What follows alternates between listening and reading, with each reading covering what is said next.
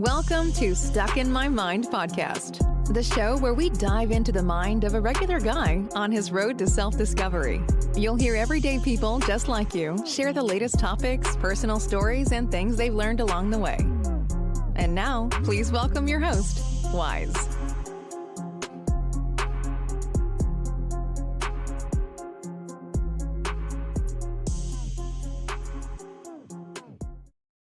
And welcome to another episode. I am your host, W-I-Z-E.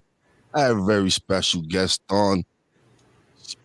She has so many, this woman has so many titles, certifications, not name them all. Well, welcome to the show, Dr. Ross.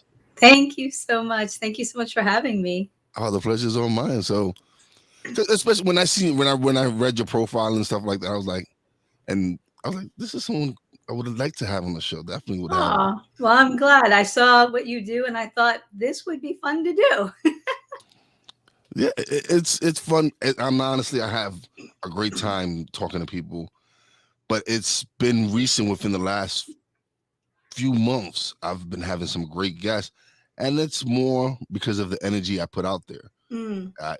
I feel since I put out there that I wanted some great guests. I want guests that are able to share with my audience and help them grow and develop. And because that's what I really wanted to focus my podcast on, is because I'm growing and developing as well while I do the podcast, because I take something from every guest that I learn from, that I have on. I learn as well, even with the audience as well. So it's me. Yes, I'm learning myself, but my audience gets to learn as well with me. So it's great. I think that's kind of the rule in all of us who do anything in the healing arts. And I would say that's what you're doing as well, is helping others to heal, is that as we do that, we're actually healing ourselves. Because there's never anything that we're teaching somebody else that we shouldn't also be doing ourselves. Sometimes we just need a reminder. Yeah, absolutely. That's absolutely true. That is true.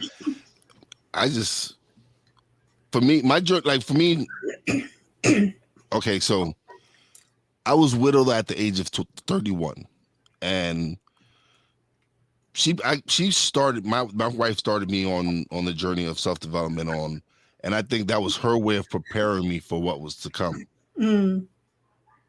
But of course, I wasn't prepared. It took me a long time to regroup and get back on my path. And when I did, I found love again, and I'm married to another beautiful person. She's great, and she helped me get back on my path again. And it's like led me to where I'm at now, where I started the podcast, and I found what I love to do.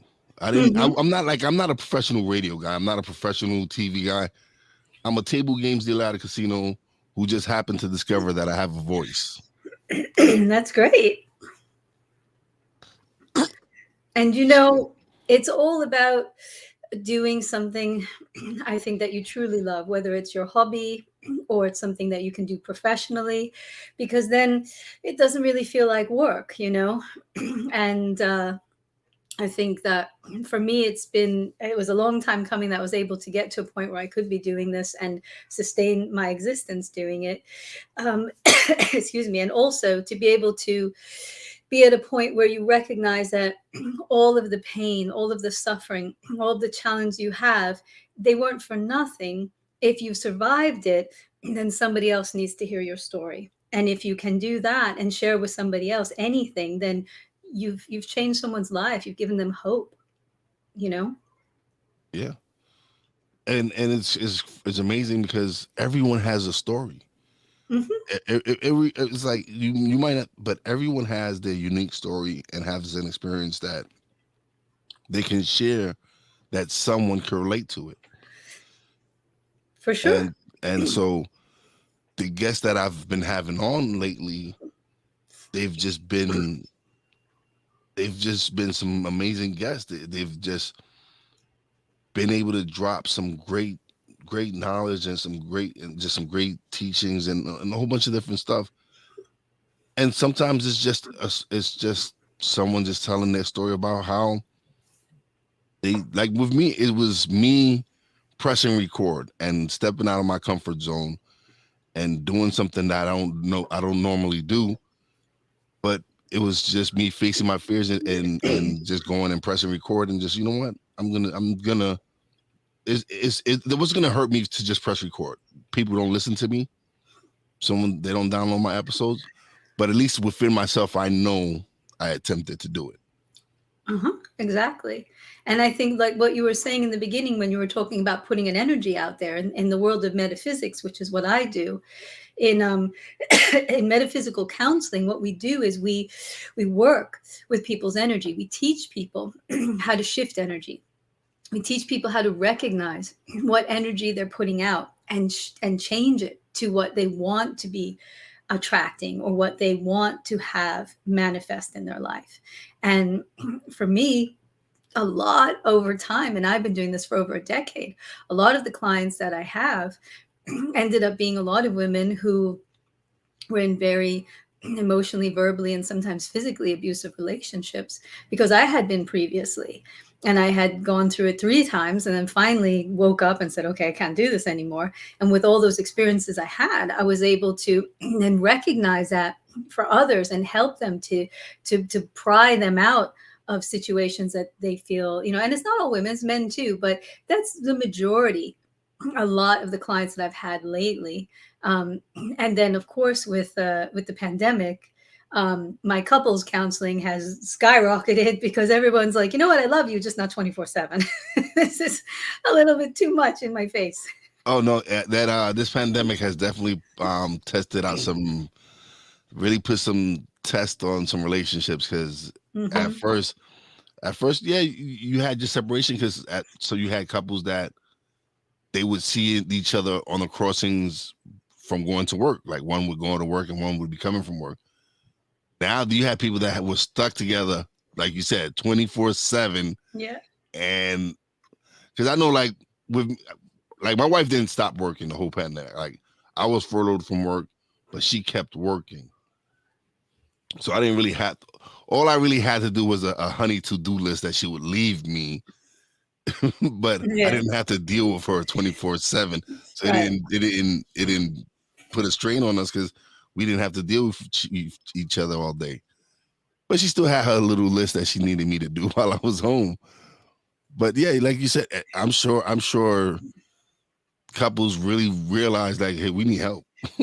Yeah, I think they saw a lot more of each other and realized there was a lot of things they couldn't ignore. And to be honest, I mean, 80% of the couples counseling I do anyway is just about communication.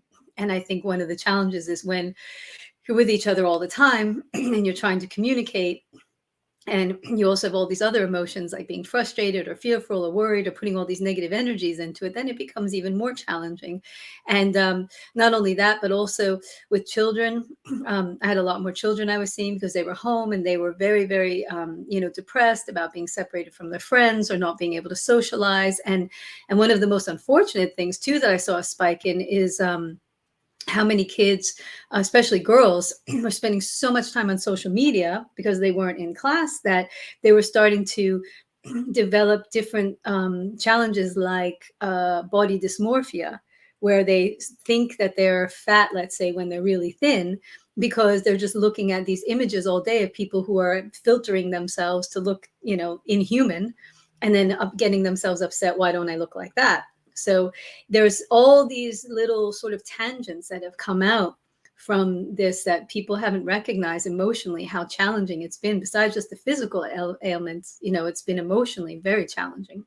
Oh, I agree. I completely agree. I've had a couple of friends who actually had children that committed suicide.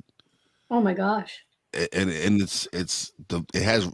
has teen suicide has gone up during this pandemic because some of these kids don't know how to cope with it. They don't know how to reach out for help so yeah, it's something that's very serious going on right now with, like you said, being isolated from their friends, spending a lot of time on social media where they might be getting bullied or something by a group of people.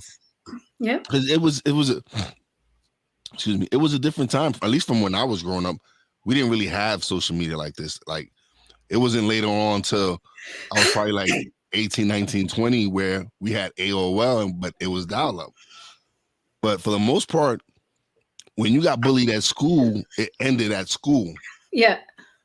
Nowadays, these kids get bullied. It's at school, on Facebook, on Instagram, on Twitter, all these different social media contacts. And it gets these kids to the point where they take their lives, and it's crazy. Yeah. And the other aspect too, I mean, I'm in the same boat as you. I mean, I was bullied like crazy when I was younger, physically, emotionally. But it was, it was in that sphere of wherever you were in school, and wherever the gossip went out in school, everybody heard about it. But people in person are only brave to a certain degree, where you get them behind a screen and a keyboard and they will say horrendous things that they wouldn't say in person. And I think that's what makes it even worse. I mean, I'm just so appalled by how many times people will say to someone else, go kill yourself. Like, this is an acceptable thing, and it's really getting to a point where, I mean, one of the things that I've just recently started working on with a group is about making it a legal requirement for any images that people create with apps that are filtered to label on it that it's been filtered with some app, so that kids don't look at it and think that this person actually looks like this in real life. I mean, it's not huge, but it's a step, at least in the right direction of saying, like, okay, I mean, when we were younger, it was like, what, they were airbrushed in a magazine or something, Yeah. and we were kind of like, and you'd be amazed, because I have clients who are models on magazines, and they also feel miserable about themselves. When somebody's like, okay, yeah, take a picture, oh, we'll brush that. Like, okay, what's wrong with me that you need to be doing that, So it's a very challenging time that we're in now.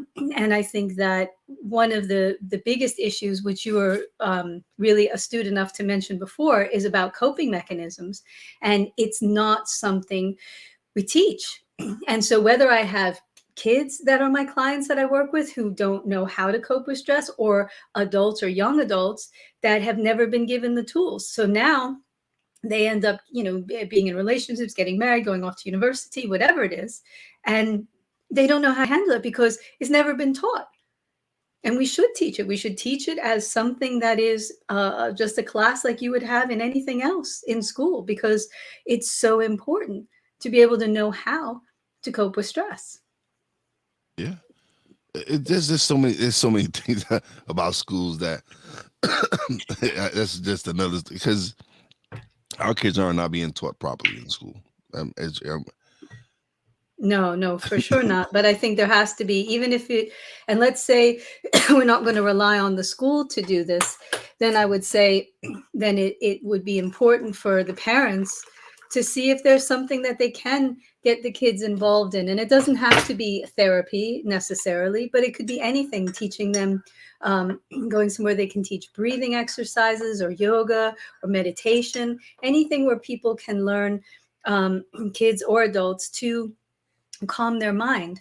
Because I will say to you that the majority of the clients I see all complain that they can't stop their thoughts. Like, I can't stop my thoughts. I can't stop thinking. I can't stop worrying. And it's a misconception that we have that our thoughts are controlling us.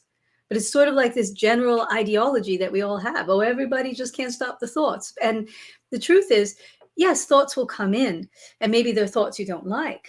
But it's up to you to decide how much time and attention you're going to give to those thoughts. So do you really want to sit there and give all this attention to a negative thought? You don't have to. But if you've not been taught how to, then you'll go down that rabbit hole, and you may follow that thought until the most horrible, terrible conclusion and just assume that's going to be your fate. And I think that's one of the biggest challenges that people have.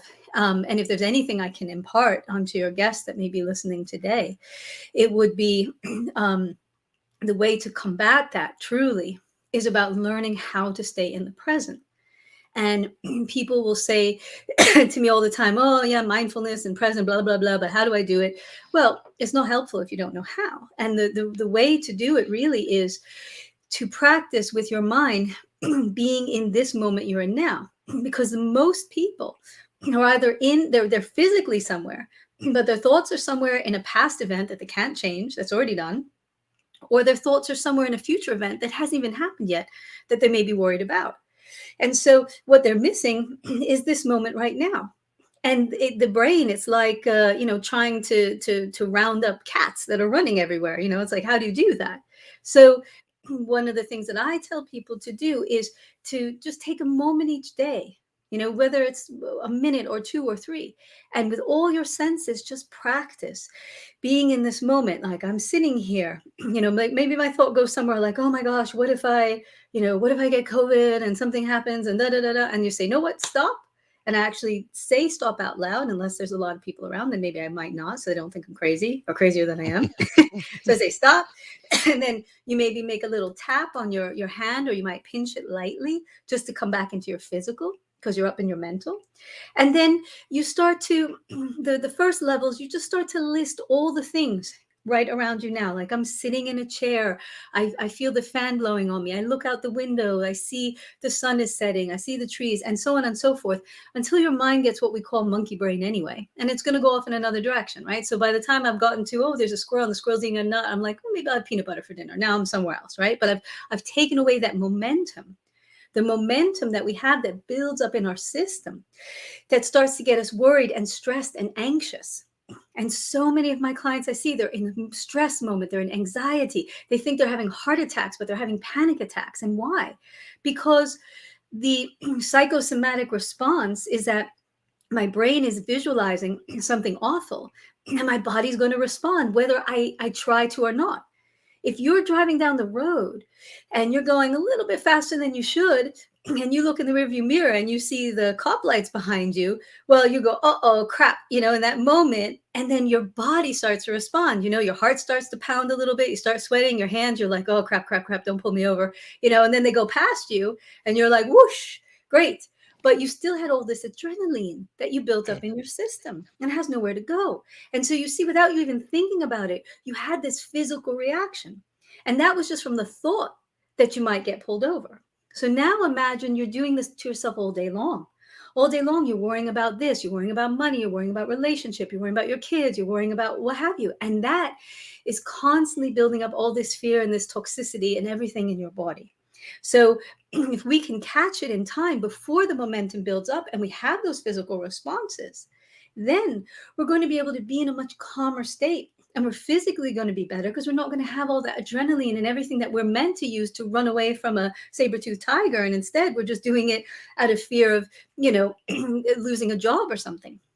So as we practice coming back to the present moment, right, with all of our senses, we stop that momentum and we don't let it take over. Because if you had a car on the top of a hill and you took the parking brake off, you could probably throw your body up against it and stop it before it started to roll. But if you were at the bottom of the hill and that car started rolling, picking up speed, and then you put your body against it, you're going to get crushed, right? So we want to stop it before that starts. So the idea of breaking the momentum, coming back to the present state, a lot of us follow that path of thinking because we think it's protecting us. I'm going to come up with a plan, right?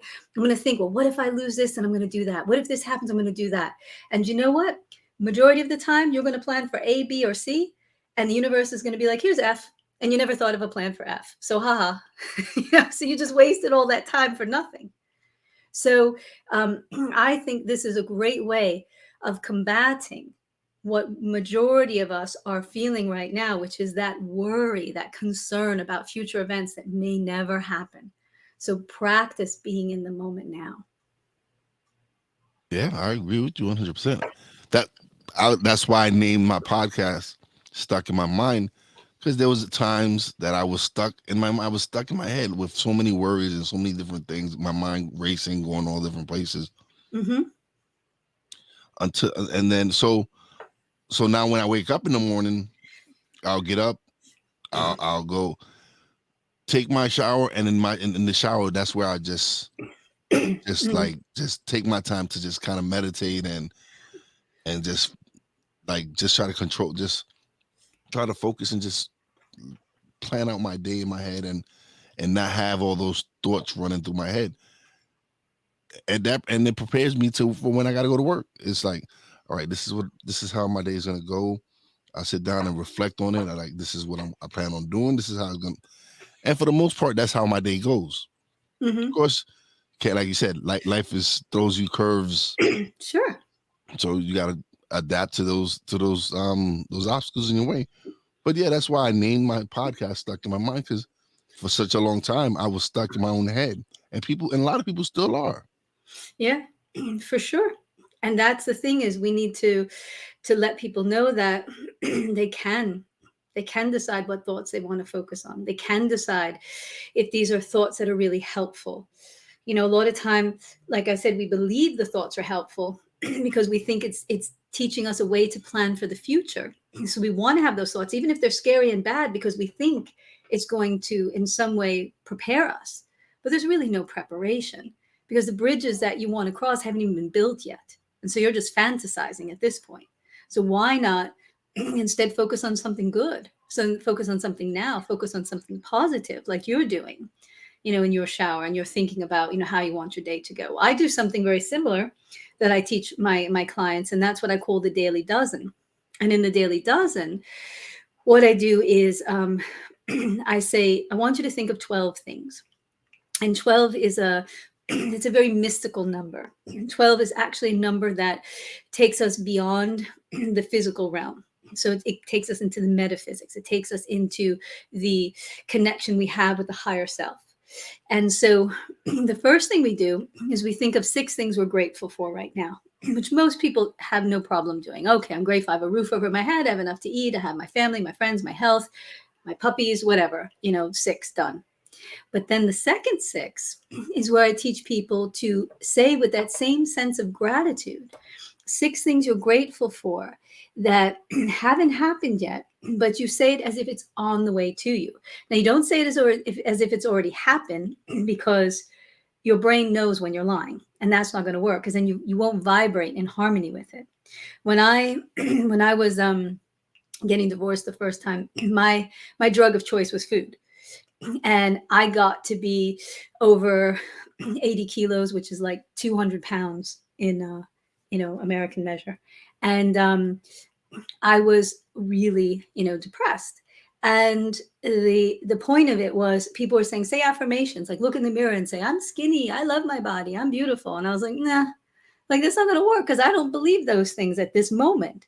But what I could say is, every day I'm learning to like myself more. Every day I'm doing something good for myself. And that was true. So when you do your second 6, you may think of just the day, how you want the day to go. And maybe you don't plan it specifically, but maybe you say, I'm so thankful and grateful that today is going to be a smooth going day. Or I'm so thankful and grateful that today opportunities are going to present themselves to me. Or I believe that I'm opening up myself to get those opportunities. Or each day I see myself letting go more of my worry and letting in more faith, So as we do this, and we say this in a way that we're in that process of allowing those things to come to us, well, then your subconscious brain doesn't know the difference between what's true and what's not. And if you're telling your brain that this is what's going to happen, then your subconscious brain always looks for evidence of it. And your subconscious brain says, okay, where is that true? How do I find the truth? And I can prove to you that that's something that we all have already experienced. Because if you and I were talking and you said to me, hey, Dawn, what kind of car do you drive? And I say, oh, Wise, I drive a hot pink Volkswagen Beetle. And you would say, really? I never see that. And I say, oh, no, it's really popular. Everybody's driving them these days, right? And you're like, okay, you don't think much more about it. And then the next day, you see it twice. Now, did you magically pull it towards you? No. But your subconscious brain heard that I told you this is a popular thing. It's a fact. And it said, oh, let's find the evidence of it. And so it looks for and tries to find the evidence. So imagine how powerful your subconscious brain is. So if you get up in the morning and you bang your toe and you spill your coffee on your shirt and you say, oh, this is going to be a crap day, like this is already bad, then your subconscious brain goes, okay, well, let's see what's next then. I heard that. I'm going to find the proof of it. So it's creating the world around us all the time by aligning ourselves with what we feel we're grateful for, what we want to bring into our life, and then allowing our subconscious brain to find the evidence of it. So it may not go how we want to all the time, but it will move in the direction that we vibrate to when we are in harmony with the thing that we truly desire. Just like we will have more of the things that we vibrate in harmony with, even if it's something we don't want, because we're in a bad mood or we're miserable or we're unhappy. And somehow we see more of that truth too. Make sense? No, it makes plenty. It makes lots of. Yeah. Me, because for me, it's I tell people, watch what you say to yourself. Like, really watch the things you say to yourself, because there are people that's like, oh, I'm an idiot, or I'm dumb, or I'm this, or I'm that. That has power. That the words are powerful. Words can affect. So you need to realize how you speak to yourself. Mm-hmm. It's not how others, because yes, how others speak to you it affects, but more so how you speak to yourself. The words you say to yourself can be very damaging. 100%. And we believe all those things we say.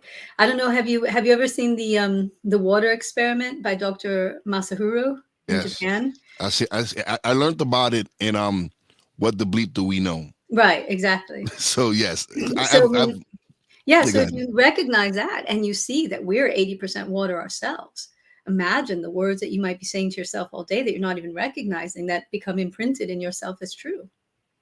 And for those who don't understand what the water method is this he froze water and said certain words to the ice, and it transformed into some, like, the positive words that he would say, the transformations of the ice would be such beautiful designs and all that.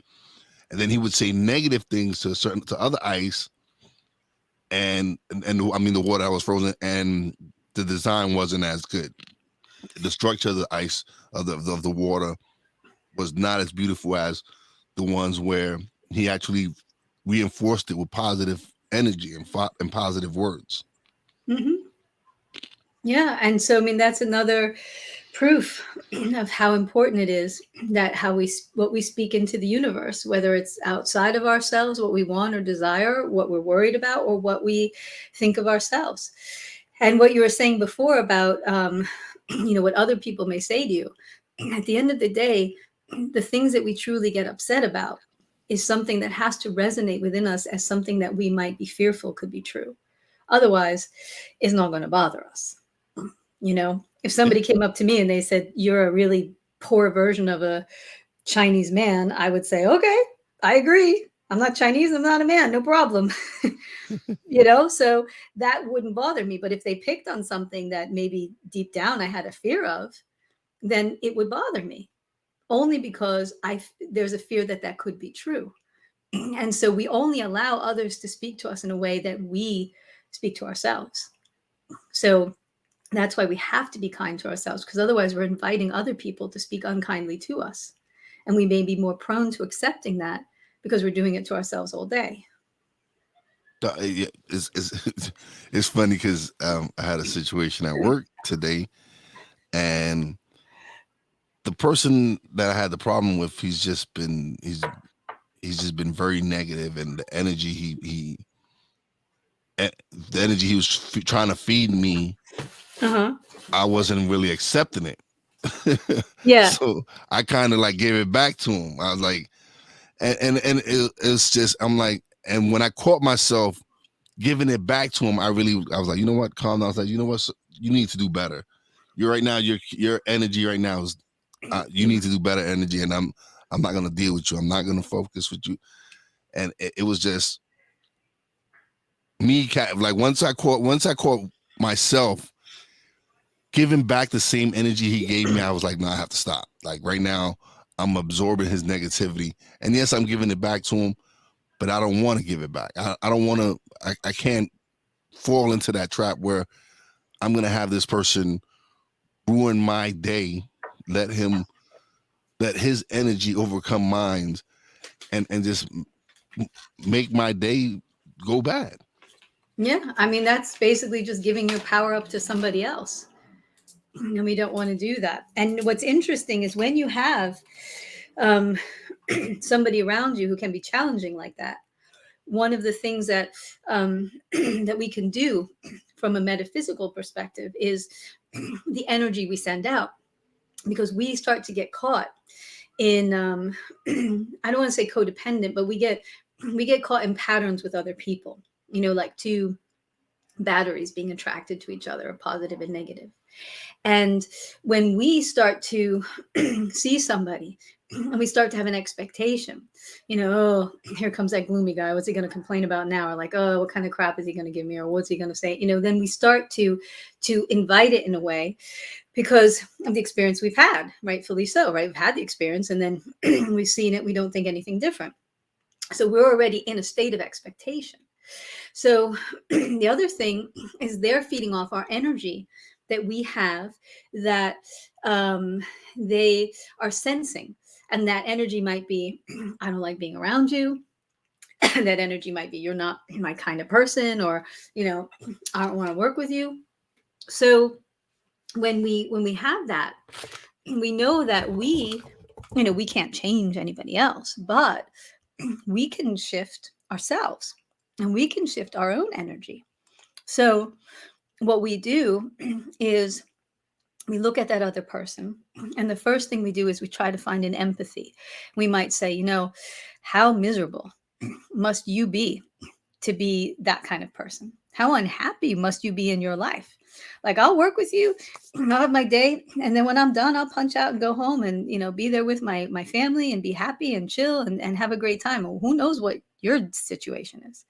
So first we look at it from that perspective. The second thing we do is if there's anything we like about the person, we focus on it. If not, that's okay. We just wish the person no harm.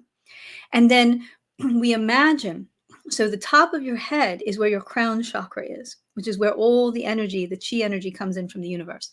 So we imagine like a funnel opening up the crown chakra, and this chi energy, this white light, which is all the healing, all the love, all the positive energy of the universe.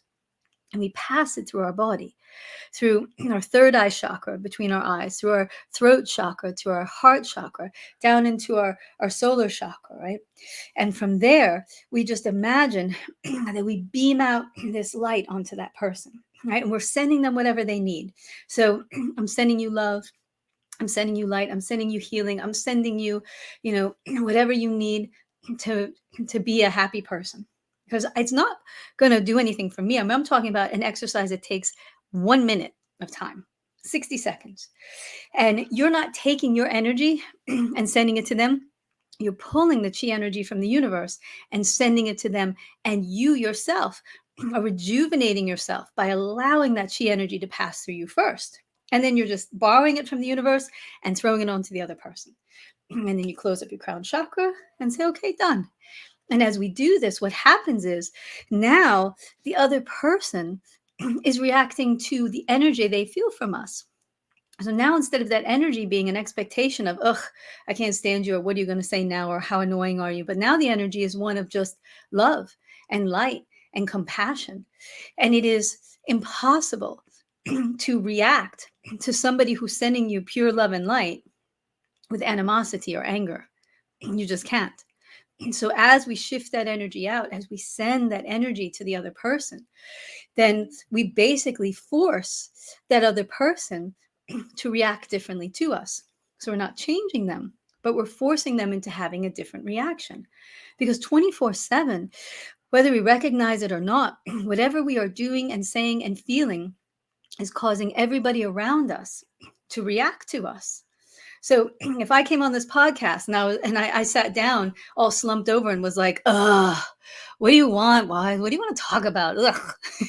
It's an exaggeration. But if that was my energy, it would affect me. It would yes, definitely because affect you me. would have to react. And either you'd say, okay, we're done, click. Or you would say, are you okay, Dawn? Or maybe you would just be so shocked at that moment. You just stare at me and be like, what is going on? Is this a joke? But whatever it is, right? I'm forcing you to have a reaction. So imagine we're always feeding off of each other's energy. So even though this person may be annoying me, I have to realize what's my energy that's inviting or connecting with them, that they feel it's okay, or they're doing this to me. So what can I do to shift that energy? And I have done this. You don't even have to be physically in the same room as the person. You don't have to do it all day long. But I've done this with, I had mother and daughter who hadn't talked in 12 years. And then all of a sudden the daughter calls her up and says, hey, I want to come visit. I've done this with relatives that stopped talking to each other. I've done this with people who, even for myself, I had a boss that was driving me bonkers. And I had to realize I had to do this too, because I could not get away from this person until I shifted my energy around them. And I was allowing that person to make me miserable. So imagine just this little exercise of taking that light and love and throwing it to that other person. And then I tell you, you do it 3-4 times in a row, I bet you will see people start to shift their energy around you. To be honest, I even do it sometimes in the supermarket when I have one item and I'm behind people. I'm like sending them love and light. I'm like, see me, love and light. Let me go in front, and they'll turn around and be like, oh, do you want to go in front of me? And I act all surprised. Oh, really? Oh, great. Thanks so much. Oh, it's the same thing with parking spots. Sometimes I'm like, I really don't want to park far away from the door. I don't like when I'm going shopping. I really don't want to park away too far from the entrance. And people and it does. Like sometimes I'll get a spot like right there. I'm like, okay, cool. Yeah. and it is. People think that, like when The Secret came out, everyone was like, oh, manifestation, man. They thought, oh, like it instantly happens. No, it takes time for the universe to, and it has to be realistic. Like your thoughts and your things have to be to the point where your mind can actually believe that, hey, this can be accomplished. Correct. If you go make on that outlandish manifestation quest, your mind is gonna be like, what is wrong with you? You know that's not possible. Because that's the programming that we have, Right. that limits us to this, limits our beliefs and stuff. So like like I said, I've learned. So I'm learning, and I'm still learning. I'm still learning about myself. I'm still learning about everything, because the moment you stop learning, it's real key. You just might as well. That's why I guess I would like when someone retires and they don't have anything to do. Like I've had people who recently retired, and as soon as they retired, they've passed away, and that's because sometimes it's like, I don't have nothing else to live for, or this and it's just, it's crazy. So for me, I'm constantly trying to learn. I'm even at 40 something, I'm still learning new skills. I've learned how to edit podcasts, learn how to do video, how to edit video. All these things I'm learning now at my age, that maybe had I not taken the courses and read the books that I have, but would have had doubt that I could do it. Mm-hmm. But since I've prepared myself, I know what I'm capable of. I know, like if I feel like I can learn something, I will learn it. For sure, yeah. I mean, there are the basic human needs, and one of them is growth. There are 6 basic human needs, and growth is one of them. And if we stop growing, then we basically stop living. And I find that in my practice, when I work with people and I see that their life is out of balance, I focus on 3 areas. The first area is self, because that's where you have to focus first. What are you doing for you? Body, mind, spirit. So many people I talk to, I don't have time. I don't have time for me. I don't have time for this. No, we all have the same amount of time. You're choosing not to make that time, because if you say yes to something, you have to say no to something else. So you've prioritized things above yourself. So first is self. The second is your mission or your connection. If you lose your connection, if you don't feel that you're giving value to the world, that what you do is meaningful, then you're going to be very far out of balance. And that may lead to depression, or even, as you're mentioning, people who are going to pass because they don't feel that they have that connectivity anymore. And thirdly are going to be family, friends, relationships. We need to have relationships. We're not meant to be solo. We need a network of friends around us. And I don't care if it's just one good friend with somebody we can talk to, understands us, and we need to resolve family challenges, whether it means we stop people from being in our lives that are toxic, or we resolve issues from the past, whatever that may be. But if we don't have a solid footing in all three of those areas, then it's like standing on top of a ball. Somebody could easily just push us over and we'll fall. But if we're standing with our feet hip width apart on the ground, it's much harder to push us over. So that's the solidity that we need in our lives by focusing on that. And if anything, the first thing should be yourself. What do I do for me? How much time do I give to pursue those things that I need to, or that make me happy? What do I invest in my own self, in my own, as you said, education, to learn things or to better myself, or to read a book, or study something new, or to develop a spirituality if I choose to, whatever those things are. I think that has to be where we start. Because otherwise, I find people just all their energy going externally, outward to everyone else. Oh, they need me, or this needs me, or my work needs me, blah, blah, blah. And they're completely depleted by the end of the day. And they're so stressed out and overwhelmed, and they have no energy for anything, especially not all the people they claim to want to be helping. Yeah. I feel you on everything you just said. That's absolutely right. It's hard because I think our society often teaches us it's selfish. Yeah. Like if you think of yourself first, then you suck. Like you're not good. And that's something I had a guest come on, and I said, man, sometimes I feel selfish because I am having all these amazing guests and I'm learning from them, and they go, why is that selfish? That's self-love. You want to learn, you want to grow, you want to develop. So it's not selfish wanting to better yourself. No, plus you're sharing this with so many other people, Yeah. who need to hear this as well. Yeah. So, but I needed, at that moment, I needed to hear that, because Yeah. I said I was selfish. They're like, no, you're not. It's self-love, because you're wanting to grow and develop. So that's not being selfish. And I was like, you're absolutely right. And again, sometimes it takes you to hear it from someone else for it to resonate with you. Because I probably would have kept thinking that unless someone had told me it, like just the way that person explained it to me. Sure. And I think the thing is that we often find that the people who accuse us of being selfish are projecting their own selfishness, because they're saying, why are you doing that for yourself when you should be doing something for me? Which is like the epitome of what selfishness means. So you're saying to me, don't be selfish by doing something for you when you should be thinking of me first. Doesn't make a lot of sense there.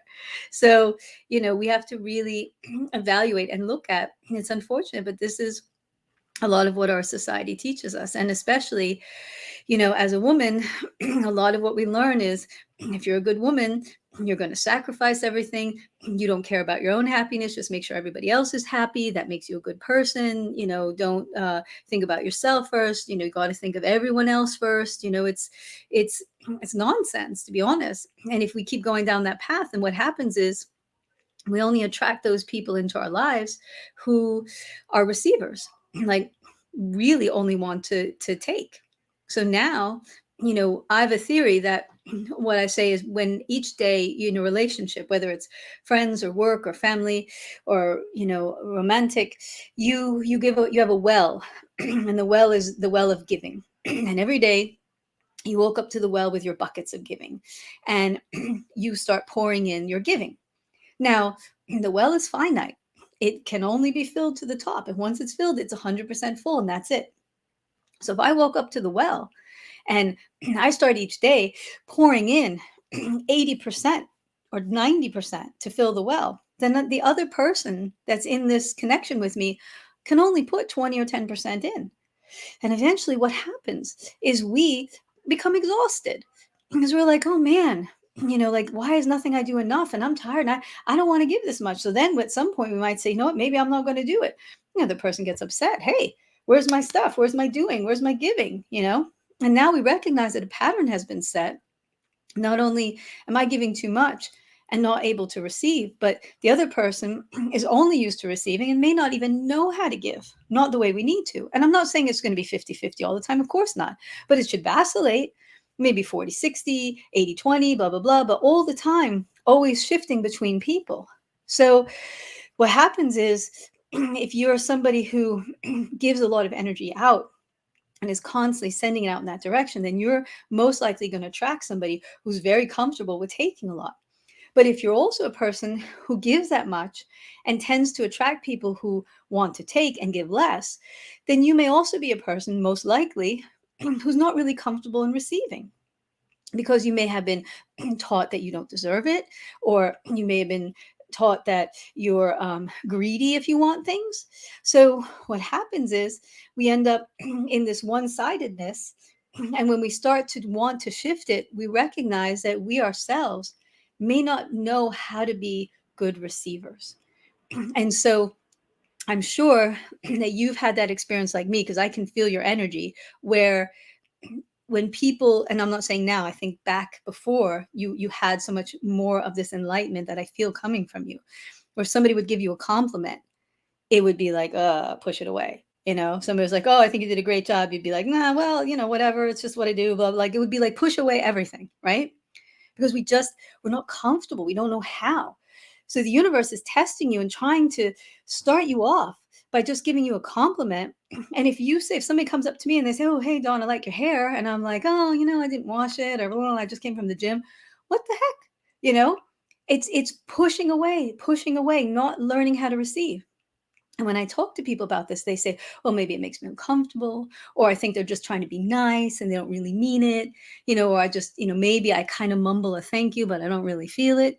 So if we want to shift, especially in this new year, and learn how to be receiving, then the first place we have to start is just by taking in compliments, allowing people to say something nice and just saying thank you, and truly absorbing that, right? And letting that be something that's our truth. You know what I'm saying? Yeah, I 100% I know what you're saying, because when I first started, again, it was my insecurities. I would be like, why would anybody want to listen to me? Who would want, like, I sound horrible. I sound this. I sound like I have to me in my own head, my voice doesn't sound good. But then I get all these people who be like, what is wrong with you, dude? Like, you have a radio voice. You have a voice that's meant for this. Yeah. And at first I'm like, I don't know about that. But the more people, like, everybody can't be wrong. Right. Everybody can't be telling me this and it not be true. Sure. So it took me a little bit of time to really get comfortable within myself to accept the fact that I have a voice. I have something that people can sit down and listen to. I had a friend tell me, like, yo, me and my girl sit down and we listen to you, and just listening to you have that tone where it kind of it relaxes us, it soothes us. We can sit here and listen to you, and I'm like, yeah, wow, thank you. Yeah. and it's great to get those kind of compliments, because people were like, it kind of helped take away the insecurity that I had in myself, where I doubted myself, but other people are like, no, dude, you have something. And so it took a little bit of time for me to also to get that out of my head. Mm-hmm. And that's a typical challenge. If you're, somebody who's listening to this and you know that you're not good at taking compliments, then, give yourself a week to practice allowing people to say compliments and seeing what it's like if you just say thank you, and then just really try and absorb that in yourself and not push it away or not make an excuse or not disagree. And then if you're getting really courageous, then I say go step 2.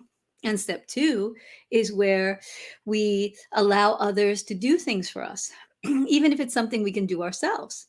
I was the queen of, I'd be walking in the airport with a giant heavy suitcase, and some fellow would walk by and he'd be like, oh, can I help you with that? My knee-jerk reaction. No, I got it. Why not? What? Hello. Yes, please help me, But it took me so long to get to the point where I could actually feel worthy of accepting help from somebody. I used to go and do these, we had an online business many years ago.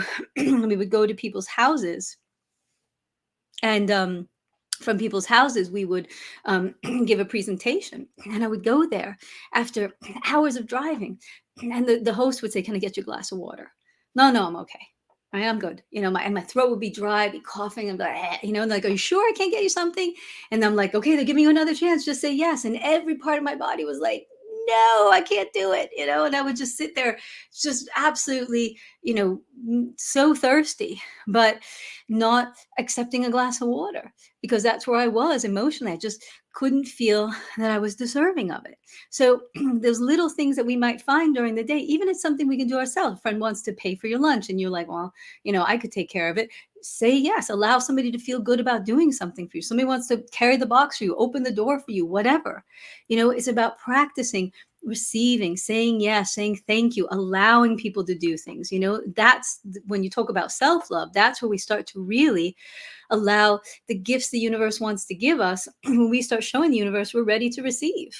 Yeah, and that's key right there. Allowing ourselves the ability to receive. Yeah. And that's how a lot of people miss their blessings. Yeah. Is they're not ready to receive them. They might think they are, but they're not ready to receive them.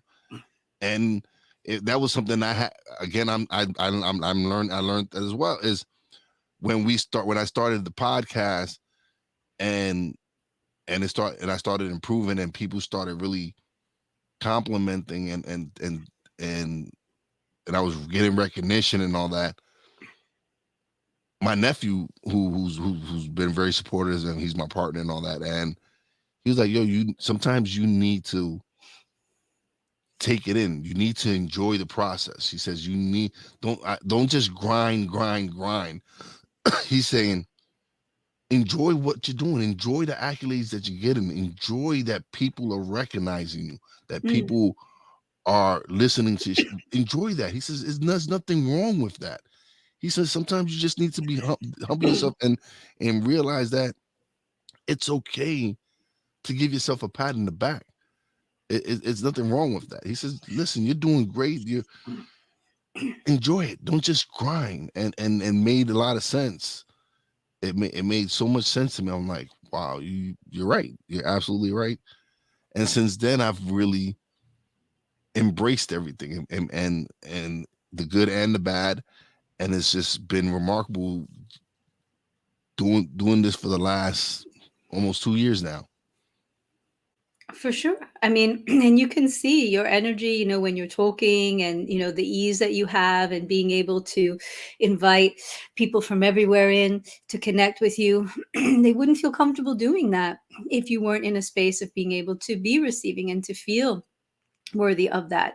And I can't tell you how often somebody will give themselves a compliment, right? And I'm sure you've heard this, or someone will say, "Well, I can play the piano a bit," not to sound conceited, right? They always say, not to sound like, why do you have to say that? Because you feel like it's wrong for me to give myself a compliment. It's wrong for me to say, and I went through years and years of being with people who were emotionally and verbally abusive. And part of their technique is to make you feel like you're nothing. So you never want to leave, right? So you always feel like you're going to stay. And when I did the work on myself and really spent time learning how to love myself and to be, okay with it, when I met my husband now, and he said to me, "Oh, you look really nice." I was like, "Yeah." And he was like, "What?" Like, he wasn't expecting me to say, "Yeah, I know I do. I looked in the mirror. I saw me." He was expecting me to say, "No, oh, no." I'm like, "No." I said, "I worked too hard to learn how to love myself, that I'm not going to push it away or deny something I truly have learned to feel about myself." And so people will say, "Oh, you're conceited, or you think you're great, or this or that." But if you look around and you see the people who are truly successful, and I don't mean success just in terms of money, I mean people who have accomplished something, who are making the world better, who are doing something, those are people who have believed in themselves. Those are people who, no matter what anyone else has said, have said, "I don't care, I'm going to do it." This is what I'm going to make happen. And so this is where we have to recognize that we are no different from them. And if we want to accomplish things in our lives, we want to do things, it starts at the very, very basis. And the very basis means saying, it's okay to feel good about myself. It's okay to accept when other people say something good about me. It's okay to allow others to do for me because I deserve it. And it's okay for me to even emotionally or verbally say that I like myself, or that I think there are things that I can do that are good. Why not? We get taught so often that it's such a bad thing if you do that. Oh, you think you're so great. Why not? Think you're great. Love yourself. Do those things. Accept, allow things to come from the universe. And when we do, then that gives us truly the ability to give to all the people we want to give to. Right? If I have $1 in my pocket and I give to charity, that's great. But if I have $100 million and I can give, that's even better. Right? So why not?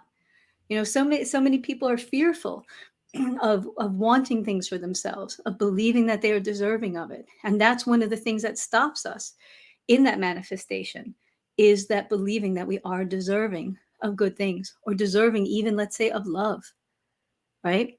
Yes. So many people, my clients I have, they're people, again, going back to the idea of being the givers. It's like this need to prove I'm worthy of love. Look what I do. I bought you this. I did this for you. I made that for you. I did it. Don't I deserve love? Where then you see other women with this sort of attitude who is like, I'm just going to sit here and you should just adore me. And you're like, wow, that's amazing.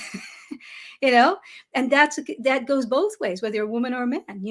You want to be a man that's not looking and saying like, oh, she's out of my league, or she's not going to talk to me, or I'm not worthy. You want somebody who's going to believe in themselves and say, yeah, I deserve that too. And you don't have to do anything to prove it. Just know that you have the God-given right to deserve love without even doing anything. Absolutely. This has been amazing. I've had a great time talking to you. Same here. But now it's time for you to plug away, let everybody know where they can find you, your websites, everything. Oh, okay. Well, if people want to find me and work with me one-on-one, they can find me at new-dawn-coaching.com. So that's like a minus sign, I guess you call it. Oh, it's going to be, don't worry about it. I will put it in the descriptions. Okay. So you don't worry about that. Oh, okay. Everything's going to be put in the descriptions when I release it. Okay, cool. So that's where you would find me if you want to work with me personally, or as a couple, or anything like that. That's my main site. And I also have an online university that I just developed, which is twofold.